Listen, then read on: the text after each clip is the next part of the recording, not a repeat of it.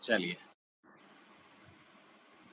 पहले सबको हमारे तरफ से सॉरी, इसलिए मेरा मोबाइल जो है बैटरी डिस्चार्ज था। उस समय 6 बजे के था, थोड़ा लेट से जुड़े हम, लेकिन फिर भी अब आप लोग के सामने हम आए हैं, क्योंकि नया चीज़ से हमारे जितने भाई-बहन हैं बहुत घबराए हुए हैं। सर्वप्रथम लाइव से जुड़े हमारे जितने भी क्रांतिकारी साथी, भाई-बहन एवं हमारे कंधे से कंधे मिलाकर चलने वाले क्रांतिकारी गार्जियन, सबको मेरे तरफ से लाल सलाम पेश होता है। साथियों, कुछ दिन मैं देख रहा था, जो अपनी हियरिंग थी, हियरिंग के बारे में आज मैं आपके सामने आया हूँ और जो सच्चाई है, उसको रखने आया हूँ। जो कटु सत्य है, तो कहा जाता है कि जो अपना हियरिंग 14 तारीख को था, 13 को भी था और 14 को भी था। तो 14 के हियरिंग में क्या वस्तु स्थिति हुआ, उससे मैं आप लोग को अवगत कराना चाहता हूँ। साथियों, ज्यों ही इन किया गया, तो 14 तारीख को अपने चीफ जस्टिस ऑफ इंडिया का ओथ था। उस दिन कोर्ट जो है थोड़ा विलंब से, थोड़ा नहीं बहुत ही विलंब से बैठा। 12:30 बजे की कोर्ट, 1 बजे छुट्टी थी, तो हम लोग सारे लोग समझ गए थे, यहाँ की पक्ष और विपक्ष सभी के मन में था कि आज केस की सुनवाई नहीं होगी, सभी को था। और बात सही है, उस दिन जज साहब विदिन 1 मिनट 2 मिनट कर करके सारा केस को, हमारा 22 नंबर सीरियल पर केस था।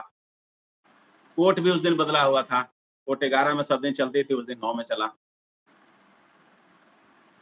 तो अजीबो-गरीब सा, मतलब ऐसा सामने सिचुएशन आया कि मतलब सडनली ऐसा भाप नहीं पाया आदमी।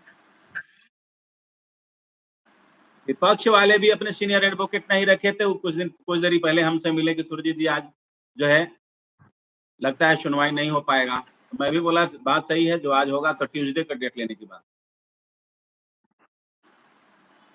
देन उसी बीच सरकार के वकील देखिए आते हैं, और आने के बाद एक्चुअली प्रेयर उनको करना था 2025 कैडर रूल पे।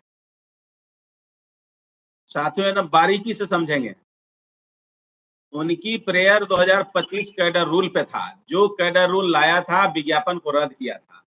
आज देखिए कितना सरकार का घटिया मंशा रहा कि 18 पे विज्ञापन लाया, 22 में, फिर 23 का कैडर रूल लाया, फिर दोनों को निरस्त किया। जब सिंगल बेंच डबल बेंच सब हार गया, तो हारने के बाद 23 में भी वहां वो हार रहा था, तो 25 ला दिया। और जब 25 लाया, तो 25 पर फैक्ट पर हमने भी रीट किया, गेस्ट पार्टी भी रीट किए। एक्चुअली बहस 25 पर ही थी कि पहले 25 को खारिज करना है। देखिए, सरकार खुद अपने से अपने नियमावली को रद्द करती है और फिर बैकफुट पे जाती है। अब तो 25 को जो लेकर के खड़ा था कि हम दोनों नियमावली को रद्द कर दिए, विज्ञापन को रद्द कर दिए, और देखिए अचानक सडनली वहां बोलता है कि माय लॉर्ड, हमको जो है एक इंतरिम आदेश दिया जाए कि हमारे पास लॉट ऑफ जो है सीट बचे हुए हैं, हैंड्स की कमी है। सारा चीज खत्म कर दिया वहां पे, न 25 पर, न 23 पर, न 18 पर कोई बहस नहीं किया। आप देखिए जजमेंट जो आया है, आप लोग सब देख सकते हैं। और हम एक बार इंतरिम आदेश नहीं देखे, जो कोई नहीं देखा है वो भले नहीं देखा है, लेकिन इंतरिम आदेश मैं अपने जीवन में इस समय तक 4 जरूर इंतरिम आदेश देखा, और मैं आपके सामने हूं अभी इंतरिम आदेश के खुद, और इंतरिम आदेश पर ज्वाइन किया था, और हमारे साथी भी कुछ ज्वाइन किए थे, और फिर इंतरिम आदेश उनको जाना भी पड़ा। अभी है वैसा ही कंडीशन। तो देखिए, सरकार का वकील आए और सीधे बोलने लगे कि हमको एक रिलीफ दीजिए। अब भाई वहां सडनली बात 23 पर नहीं होकर के 25 पर नहीं होकर के गजब होने लगा। कैडर रूल की कहीं चर्चा नहीं। आप ऑर्डर सीट में भी देखिए, नहीं तो 18 की चर्चा है, नहीं तो 23 की चर्चा है, नहीं तो 25 की चर्चा है। साफ एक सरपंच भी जो डिसीजन देते हैं, जो एक पंचायती में, वो भी एक लिखते हैं। और ऐसा तो हम आज तक अंतरिम आदेश नहीं देखा था कि आप जाइए, आप जो बोले ठीक है, आपसे हम सहमत हैं और जाइए काम कीजिए।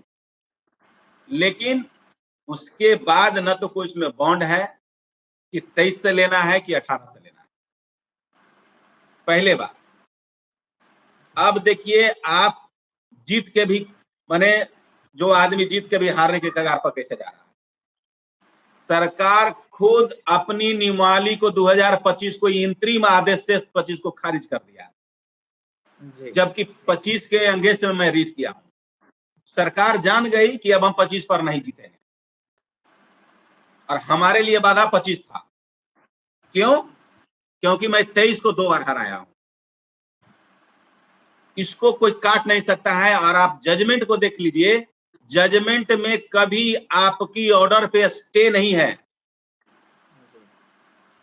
और न जजमेंट पे जो सिंगल बेंच और डबल बेंच की जजमेंट आपके पक्ष में है, उस पर किसी प्रकार के जज द्वारा कोई अंकुश भी नहीं लगाई गई है। तो हमारे जितने भी साथी हैं जो आप अभी हताहत हैं, हाँ, हम मानता हूं कि आप कुछ चीज समय दे करके हताहत होंगे, लेकिन इसको धैर्य बना के रखिए।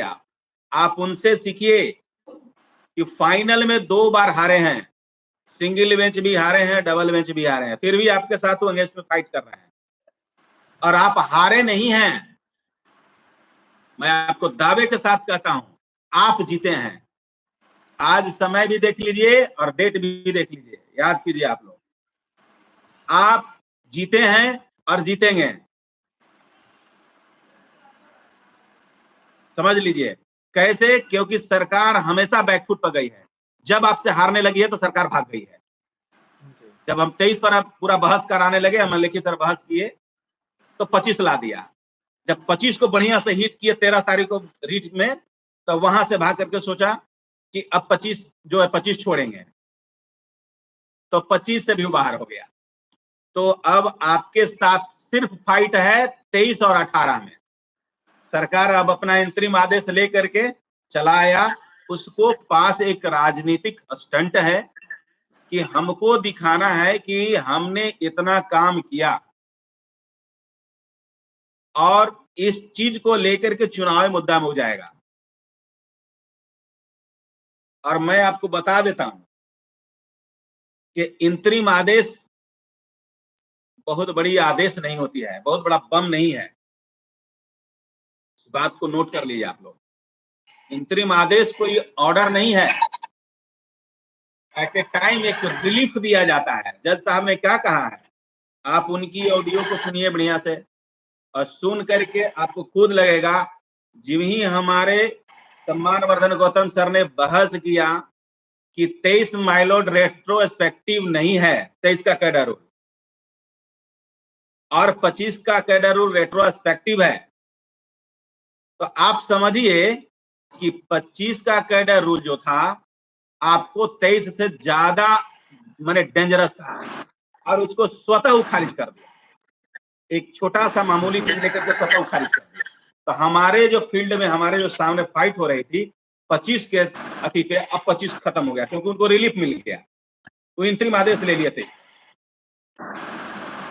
एक्चुअली जज साहब ने इंडिकेट किया और साफ साफ लिख भी दिया कि आपका जो प्रेयर था उसको मानते हुए मैं आपको रिलीफ दे रहा हूं। ठीक है, आप अपने काम कीजिए, सरकार के काम में हम बाधा नहीं डालना चाहते हैं। लेकिन उन्होंने बोला है कि फाइनल मैं इस रीट को और इस एसएलपी को देख करके मैं फाइनल इसको डिस्पोज करूंगा।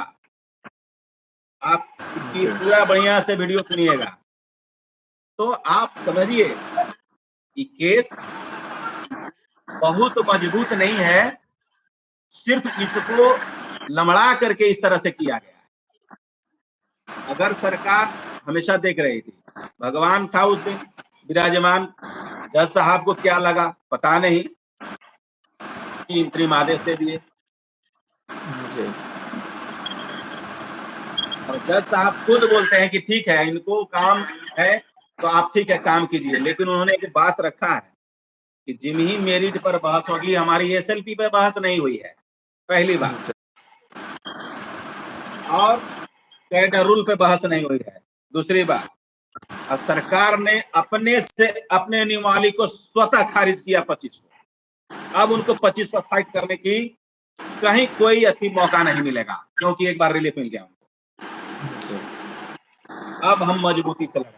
और 23 को मैं हाई कोर्ट से खारिज किया। अब 23 और 18 में बहस होगी। कितना दिन भागेंगे भाई? कि जज साहब भी बात समझ रहे थे, अगर नहीं समझते तो भाई अलाउ कर देते। तो आप समझिए, हमारे जितने भी बंधु, जितने भी 2018 कैडर रूल से हैं, आप हताहत नहीं होइए। आप समझिए कि आप केस जीते हैं, आगे भी आप ही के पक्ष में है, क्योंकि न तो आपके सिंगल बेंच, डबल बेंच जो भी ऑर्डर है, नए तो ऑर्डर पे आपकी स्टे है, और नहीं तो जज साहब ने आपके ऑर्डर को कहीं गलत बोला है। अभी तक कोई दिखा दे और बता दे, कहीं भी आज तक आपकी ऑर्डर यथावत जैसा था वैसा ही है। जज साहब का कहना एक ही इस ऑर्डर में है कि जो सरकार के वकील ने प्रेयर किया कि हमारे पास हैंड्स की कमी है, तो उन्होंने, आप लेमन में भी समझ लीजिए कि जो उनको जिनसे काम कराना है करा लीजिए। कोर्ट कहता है कि हम आपके काम में बाधा नहीं डालते हैं, लेकिन जो फाइनल आउटपुट होगी केस का, subject to come matter to the come, तो आप समझ लीजिए कि अब उसी पर फाइनल होगा, और जो मेरिट पर आई ऑफ लॉ कहेगा उसी पर एसएलपी पर बहस होगा। तो जो कंडीशन बना है, सरकार गेम खेलता चला गया और अपने से भी ओवर भी करता चला गया है। इसलिए आप लोग हताहत ना हो, हम जरा सा भी हताहत नहीं है, बस मॉनिटरिंग कर रहे हैं कि किस टाइप से हमको क्या करना है। अब बताइए, सरकार कहती है कि 100 पिटिशनर को हम अलाउ करेंगे, हमारे यहाँ 100 गो पिटिशनर है, उसमें सरासरी झूठ है। आप जिसको लेकर के चैलेंज किए हो उसमें 2 क्वालिफाइंग है और 2 ऐसे ही हैं। तो 4 पिटिशनर की जगह पे सिर्फ, अब इस पर भी मैं बहस कराऊंगा कि इनसे साक्ष्य पूछा जाए कि भाई 100 पिटिशनर कहाँ था मेरा। तो सरकार सिर्फ डालमिया में रह करके अपना इंतरिम आदेश लिया है, ठीक है, हमारे लिए लिया है तो हमारे लिए भी बेस्ट है। कुछ दिन के लिए आपको तकलीफ है, कुछ दिन के लिए तकलीफ है, आप समझ लीजिए। आप लोग इंतरिम आदेश आज एकदम माइंड से निकाल दीजिए कि इंतरिम आदेश that is not a order. Order होगी तो आप देखिए, पढ़िएगा, डबल बेंच की ऑर्डर 50 पेज की है मेरा, तो ऑर्डर उसको कहते हैं, उसमें लगेगा कि इस कैडर रूल के तहत, इस नियम के तहत इसको खारिज किया गया, इस नियम के तहत इसको अप्लाई की गई। सारे सिस्टम बने हुए हैं, और आप इसमें देखिए कुछ हो नहीं, इनके ऑर्डर में कुछ है, किसी का जजमेंट लगा हुआ है कि ठीक है आपको इंतरिम हम रिलीफ दे रहे हैं, संवैधानिक पीठ का जजमेंट से या डबल बेंच का जजमेंट से, किसी चीज का, या आपके ऑर्डर को स्टे लगा के, या किसी चीज की कोई त्रुटि 18 में है, कुछ है? कुछ नहीं है। उसमें तो ये दिया हुआ है कि 18 से करना है या 23 से। उसमें तो ये भी नहीं दिया हुआ है ऑर्डर में कि 18 से लेना। हाँ, कुछ नहीं है। अब पता ही है 25 ला करके खत्म कर दिया आपने से, तो हमारा तो रास्ता एगो क्लियर किया, एकदम हम कॉन्फिडेंस है, हमको जीत हार अपने जगह पे है। लेकिन मैं सब आप लोग को आज चैनल के माध्यम से अवगत करा देना चाहता हूं, जितने भी भाई बहन फोन भी कर रहे हैं, और उनको भी बताना चाहता हूं कि आज के पहले आप फोन कभी नहीं किए 3 साल में। 3 साल में जो आज नए नए फोन कर रहे हैं, वो कभी नहीं हमारे प्रबुद्ध ग्रुप के साथ जुड़े हैं,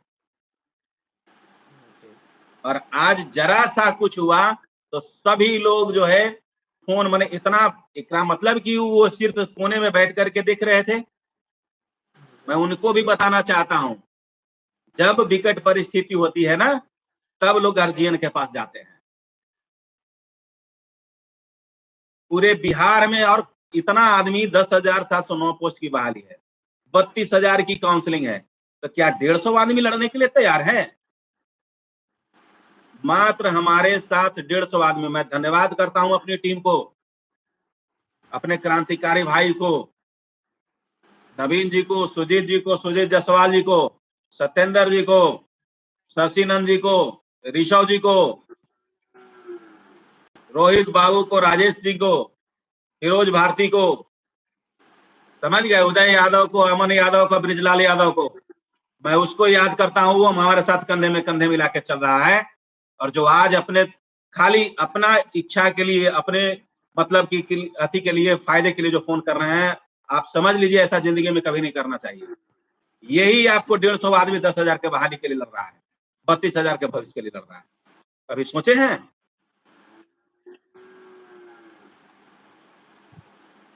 इतने बहने हैं, इतने लोग हैं, इतने लोग का फोन आ रहा है।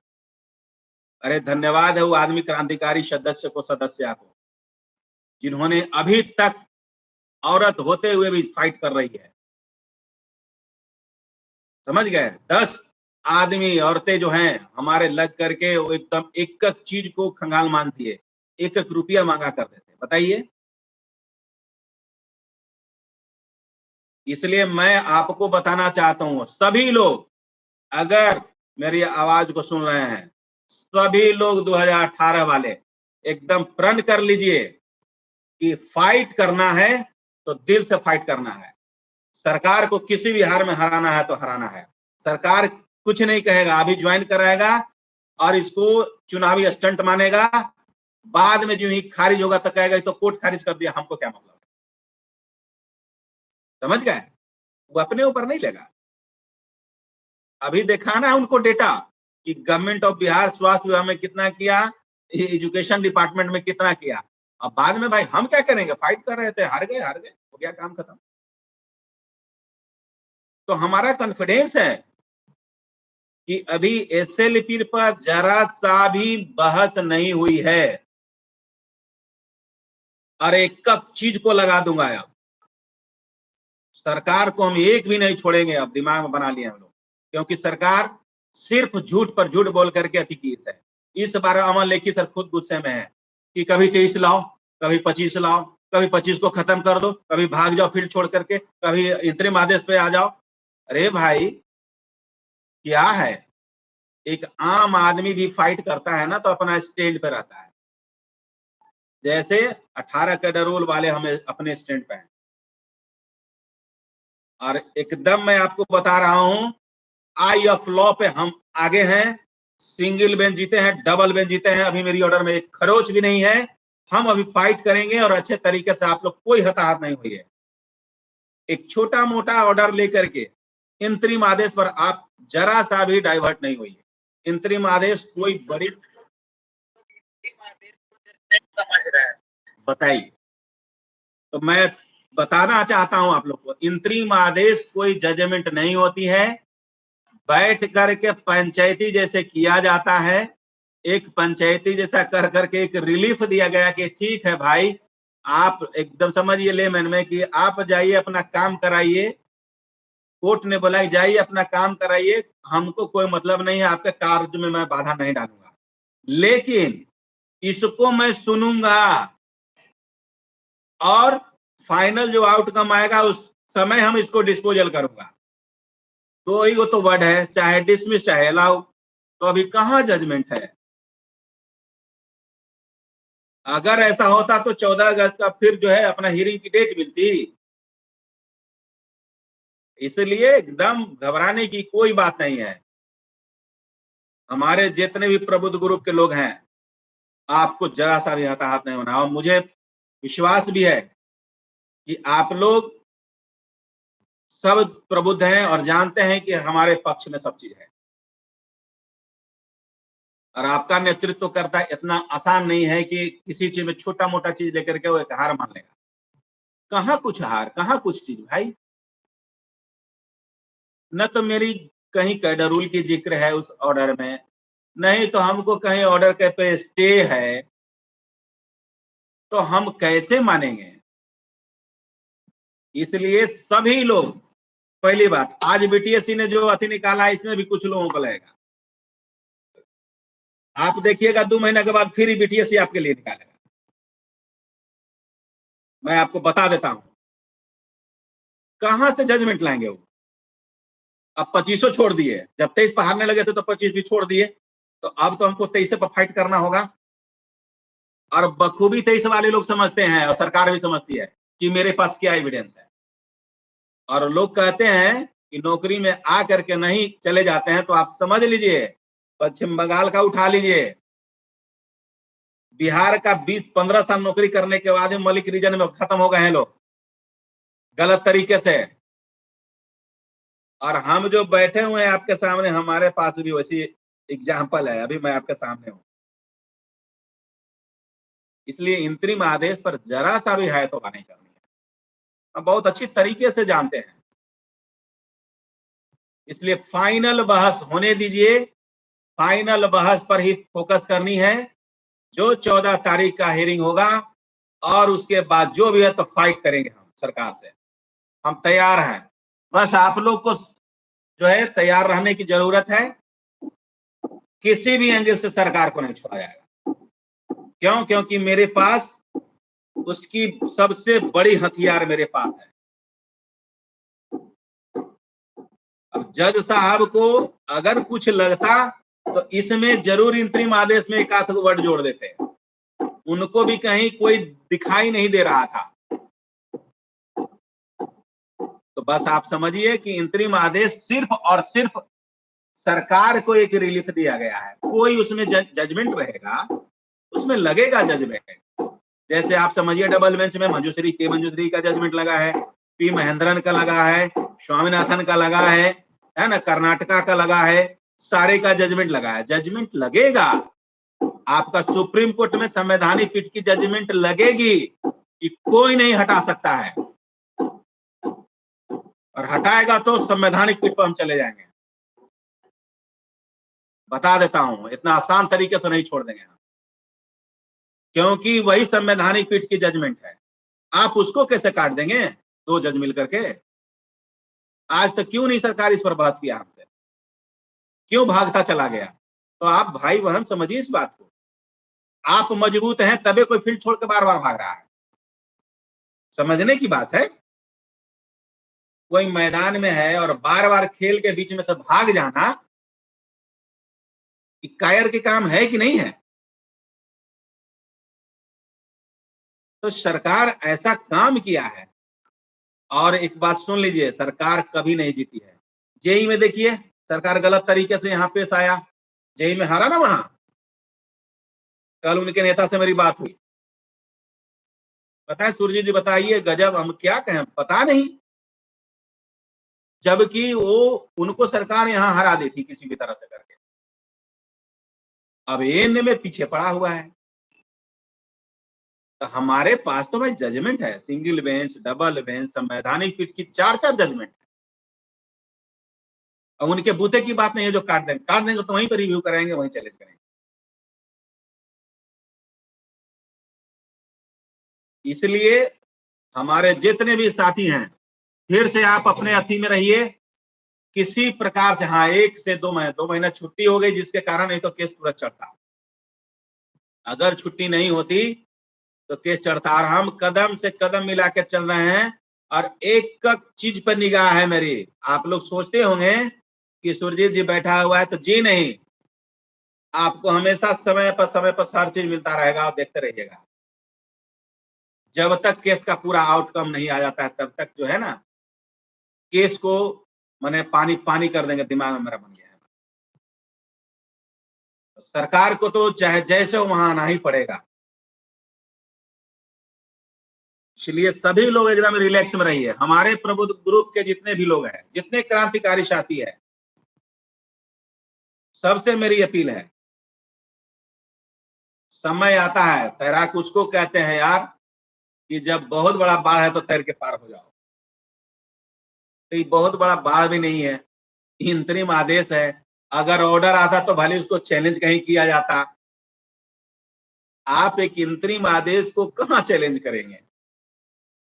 मैं जा रहा हूं कि शॉर्ट टाइम तक ही होती है ना, इंतरिम आदेश एक शॉर्ट टाइम के लिए होता है। आपको रिलीफ दिया गया कि ठीक है आप जाइए अपना काम कराइए,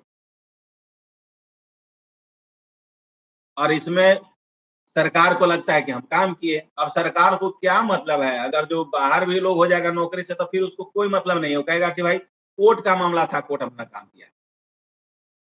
तो जो सही है सही है, जो गलत है गलत है। इस बात को नोट कर लीजिए, सरकार अपने से गलत करते गया है और अपने से हर चीज को, नियम को बदलते भी गया है, वो अपने से हटाते भी गया है।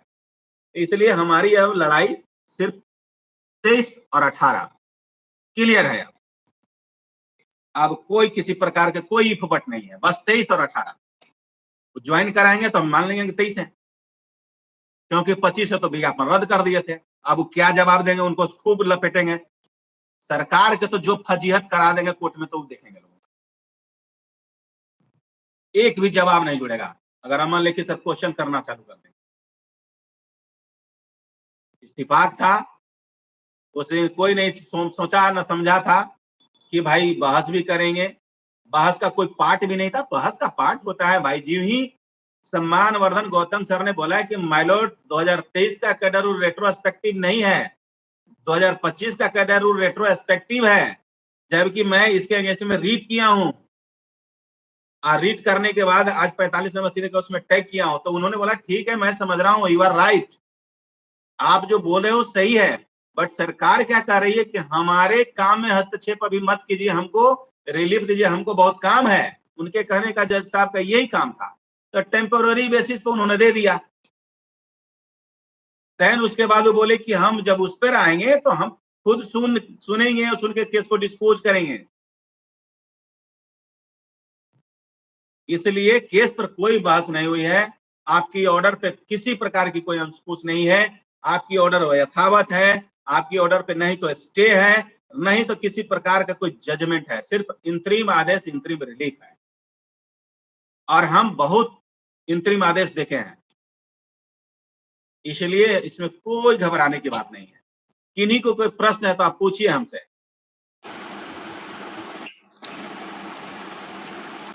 ये 100 सीट का क्या है सर, पूछ रहे हैं क्या आपने? क्या 100 सीट रिजर्व किया गया है?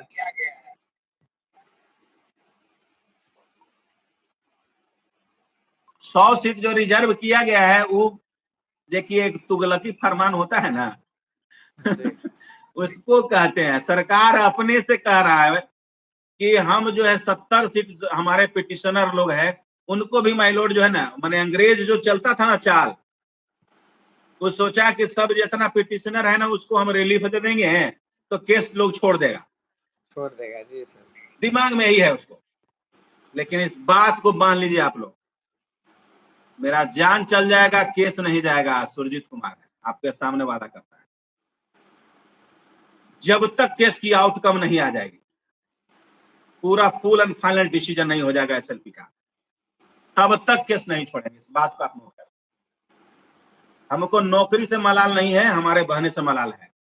जो आपसे मैं कमिटमेंट किया हूं वो 110%, क्योंकि प्रबुद्ध गुरु के 142 सिपाही, 145 150 सिपाही मेरे साथ कंधे से कंधे मिला के चला है और अभी तक सारा वही काम किया है 32,000 वाहन के लिए। पहली बात। दूसरी बात, जो कहते हैं लोग, कुछ लोग कहते हैं कि केस को, तो मैं बता रहा हूं मैं केस अपना लड़ रहा हूं, मैं किसी का केस नहीं लड़ रहा हूं, मैं किसी को सलाह नहीं दे रहा हूं और न किसी को एडवाइस दे रहा हूं। मैं अपना केस लड़ रहा हूं। हमको जैसे लड़ना होगा, जिस वकील को रखना होगा रखेंगे, और जो जिनके पास जो है, अगर जिनको जिस वकील को रखना है रखिए, अपना लड़िए, अपने तरीके से लड़िए, कोई हमारी उसमें बाधा नहीं है और न आपको हम हस्तक्षेप करेंगे।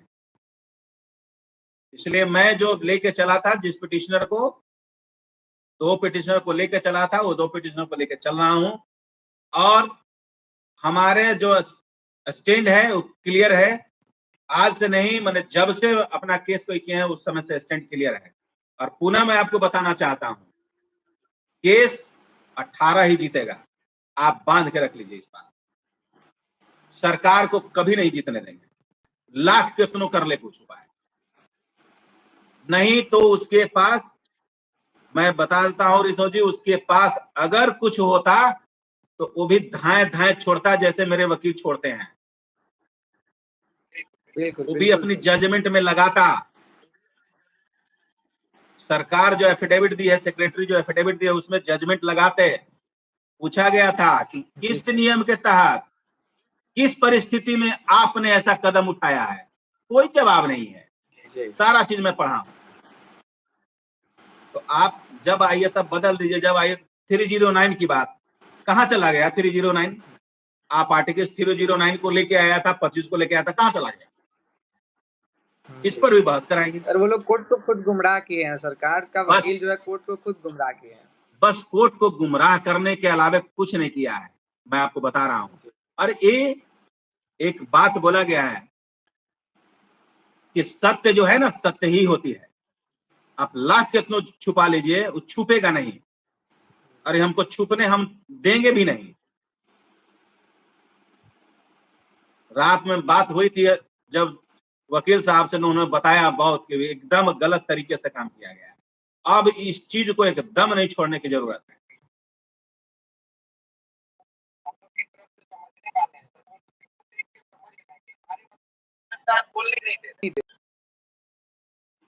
हमारे सुना नहीं गया सर, और बिना पक्ष को सुने हुए इंटरिम रिलीफ दे दिया गया। आवाज थोड़ा कम आ रही है। कम आ रहा है सर। आप बोलिए। ये तो सबसे बड़ी विडंबना थी कि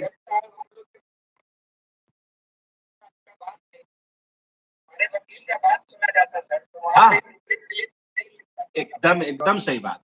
जिन्हीं वो बात लॉ पे जा रहे थे, जिन्हीं सम्मान वर्धन सर लॉ पे गए हैं, उन्होंने तुरंत उनको मना किया है कि भाई देखो तुम्हारा लॉ सही है। वो एक तरफ कह भी रहा है कि यू आर राइट, बट इसकी भी बात सुनो। इनका कहना है कि हमारा काम हैम्पर हो रहा है, तो ये अलग ग्रीवांस रख रहे हैं। मतलब कि इनका अलग चीज है और आपका अलग चीज है। तो आई ऑफ लॉ पे कभी नहीं काटा है बंदा, मैं आपको बता देता हूं अभी तक। और बखूबी हमारे विपक्षी भी समझ रहे हैं कि आई ऑफ लॉ पे कभी नहीं कोई आदमी हमसे जीता है वहां। और नहीं तो बतावे कि के मंजूश्री का गलत ऑर्डर है, तेज प्रताप पाठक का गलत है, बताए लो, पी महेंद्रन का गलत है। एक एक चीज को रख दिया जाएगा सुनवाई में, क्योंकि अब आर पार की लड़ाई है सरकार से। अब कुछ नहीं सुना जाएगा। मैं खुद वहां खड़ा था सर के साथ। मैं सर को बोला कि जज साहब तो सुन ही नहीं रहे बात को। तो वो अलग रास्ते में जा रहे थे। हालांकि उनको सरकार को एक झुंझुना ही पकड़ा दिया है एक तरीके से, मैं आपको बता देता हूं। उसमें जब कोई ऑर्डर में किसी प्रकार के रिलीफ में किसी चीज को नहीं बताई गई है, तो आप समझिए कि एक तरह से वो झुंझुना पकड़ा दिया है। और आप 2 महीना तक इसको लीजिए और खेलिए। 2 महीना के बाद फिर जो है आना पड़ेगा वहां, समझ गए? इसलिए हमारे जितने भी लोग हैं, किसी चीज को, सरकार को जब डट के मुकाबला करना है तो करना है। हमारी लड़ाई सरकार से है, साफ है। क्यों? क्योंकि सरकार हमारे साथ धोखा किया है और सरकार बार बार आपको नहीं रखना चाहता है। तो तब तक लड़ो भाई बहन, जब तक आपका जितना ताकत है वो लगा दो सरकार के साथ। और आपके हाथ में हर चीज है, आपके हाथ में एक चीज है। आपके हाथ में लॉ है, आपके हाथ में मैंने समझ लीजिए कि पावर है।